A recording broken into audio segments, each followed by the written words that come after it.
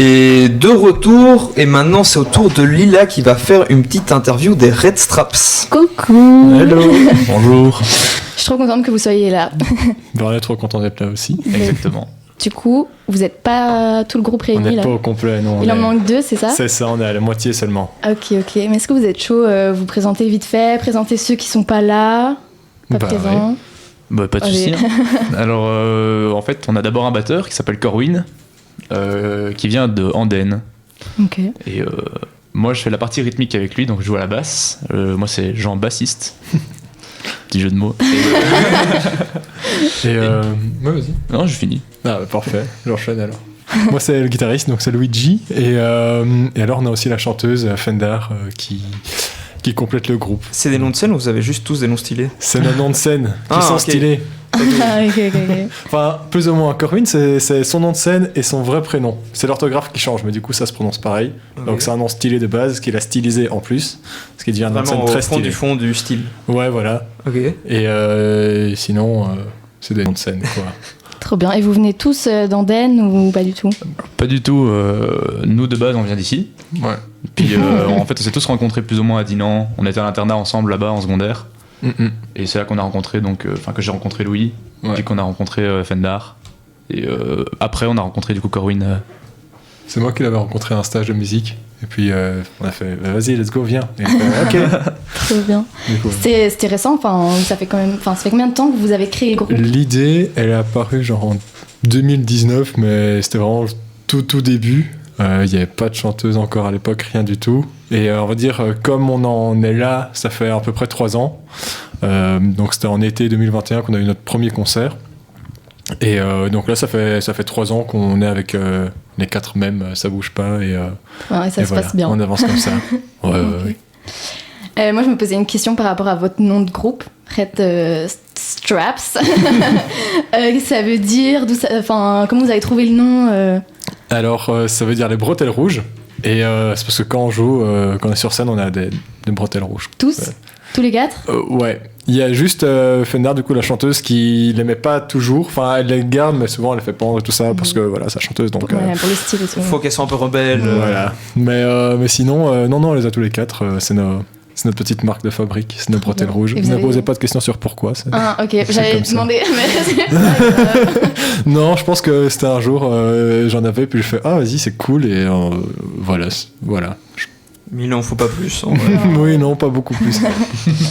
Comment vous décririez votre style de musique pour les gens qui vous connaissent pas? Et ouais. Bah, ce qui est chouette, en fait, c'est qu'on a tous vraiment des horizons musicaux différents. Avec Louis qui est peut-être blues jazz au départ, Fender plus pop. Attends, t'as dit Louis, je me suis perdu. Louis, c'est Luigi. Ouais, c'est ça. Ok. Ouais. Du coup, il a t'en cramé vas dire mon un vrai nouveau, prénom. Non, je suis démasqué. Oh, Luigi, Louis. On n'est pas loin. Mais c'est ça, en fait, tout le monde a un peu des horizons musicaux différents, donc ça varie beaucoup. Mais souvent, c'est entre le rock, le funk, la pop, Ouais, c'est même ça. parfois, même un peu de jazz. Bah, pas tant de jazz au final, mais en fait, c'est ça qui est cool. On prend un peu tout partout. Ouais, moi, c'est plus blues, jazz, rock. Puis JB, il a des bonnes influences métal. Et puis Corinne, c'est des trucs plus progressifs, un peu plus, ouais, je sais pas comment on dirait, rock prog, des trucs comme ça. Et puis Val, elle prend, Fender, elle prend un peu, même moi, j'ai fait. Elle prend un peu, elle est assez large aussi, des trucs plus rap, plus pop, plus rock, pas mal de choses différentes. Et donc tout ensemble, on trouve un peu notre point de raccord dans des trucs un peu pop, rock, funk. Donc voilà, dans ces styles-là, un peu à Red Hot et tout ça. Mais pour vous faire la meilleure idée, faut juste écouter. Ouais, j'allais justement dire. On va parce que t'as diffuser parlé- une petite musique à vous juste après. Ok, trop bien. J'allais justement te demander, puisque tu as parlé des Red Hot, si vous aviez justement des influences musicales, des artistes que vous écoutez beaucoup, donc vous inspirez. Et... Bah, du coup, chacun écoute un peu ses trucs de son côté. Et au final, tout se remet dedans. Et donc, Ouais. on est influencé par plein de choses. Mais c'est vrai que je pense que le groupe qui nous a un peu copié au final, c'est les Red Hot, quoi. Je dirais, c'est ça. Ils sont un peu inspirés de nous au final. Ils ont eu plus de chance sur le début, mais. Ok. Bah, vous vous êtes connus il y a combien de temps?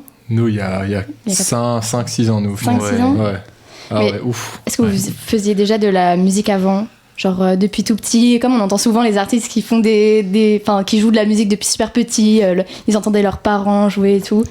Genre, est-ce que ça a été le cas pour vous? On n'a pas, tous les quatre, on a chacun un parcours très différent. Moi j'ai commencé assez jeune, mais mes parents faisaient pas de musique, mais j'ai commencé à l'académie classique en guitare classique quand j'avais 7 ans. C'était pas hyper productif, mais c'est à partir de 15 ans que ça a vraiment démarré et j'ai pris plus de cours électriques, etc., plus rock, etc. Donc voilà, mais j'ai commencé du coup il y a longtemps, mais c'est pas du tout... Enfin, mes parents m'ont dit « Ah bah vas-y, c'est cool, je te fais ça », mais eux ne font pas de la musique. Et Corinne aussi, il a commencé assez jeune, mais lui, ses parents font de la musique, sa maman est chanteuse, son papa est batteur. Donc il était dedans depuis tout petit. Il aime bien raconter que quand il était bébé, il faisait la sieste dans la grosse caisse de son papa. Donc maintenant il a des acouphènes, mais donc voilà, et puis JB et Fender c'est plus récent. Ouais, moi c'est vraiment à l'internat justement en secondaire. On m'a dit un jour tiens, prends la basse, c'est facile. J'ai dit ça. Voilà. Et depuis voilà. Ça c'est vraiment une phrase de guitariste. Ouais. C'est facile alors que pas du tout. Un peu une phrase de connard en vrai. Ouais. Allez. Je vais passer un peu dans le truc un peu promo. J'ai vu que vous avez fait une release, partie un peu, on va dire. C'est ça. Ça s'est bien passé déjà. Ça s'est super bien passé. Trop cool. Ouais. Et est-ce que vous avez des concerts de prévus, genre d'ici la fin de l'année? On a des concerts de prévus. Donc on a eu la release party, c'était jeudi dernier, au Citizen Kane, à côté de la ferme du Biarrot, ici. Et puis le lendemain, on a direct enchaîné à Jean-Blot, on a joué à Jean-Blot. Et là, c'est vendredi, on joue à Dinan, au 90 décibels. C'est un peu loin d'ici, du coup, mais peut-être des gens qui viennent de Dinan. Il y a sûrement des gens qui rentrent chez eux. Donc voilà, l'entrée est gratuite dans un chouette bar, c'est la 6e ou 7e fois qu'on y va, je crois. Et donc voilà, c'est vendredi. Et puis sinon, le prochain, je sais que le 19, on a un concert aussi à Gèves, mais je crois que c'est privé ce truc-là. Enfin, c'est avec les scouts, un festival organisé par les scouts. Et après, c'est le 16 novembre. Merde, je sais pas. Il faut que je triche. Il faut que je prenne mon calendrier avec, mais je crois que c'est quelque chose comme ça. Et du coup, Dinan, c'est un peu votre ville de cœur. C'est là que vous vous êtes rencontrés, etc. ou pas? Ouais, c'est vrai que c'est quand même un peu le berceau, la création. Puis on a fait pas mal de concerts là-bas dans le coin. C'est ça. Autour de Dinan et tout ça. Je vois aussi du coup le 16 novembre, on va y voir. Donc voilà, on a des petits trucs, il faut qu'on en ait des nouveaux en plus. Mais Sympa. C'était quoi votre meilleur concert pour l'instant? Est-ce qu'il y en a un où vous vous êtes vraiment dit waouh? Bah, la release party quand même, je pense. Ouais, je pense que c'était très cool. En fait, la vraie différence, c'est que c'était vraiment le concert où nous, c'était notre concert, quoi. On n'a pas joué pour des organisateurs, etc. On était aussi des organisateurs et les gens sont venus pour nous voir, pas pour se dire, oh, on va voir un concert ou on va voir une première partie ou quelque chose. C'était vraiment pour et en plus, on a vraiment fait un show spécial avec que de la compo quasiment.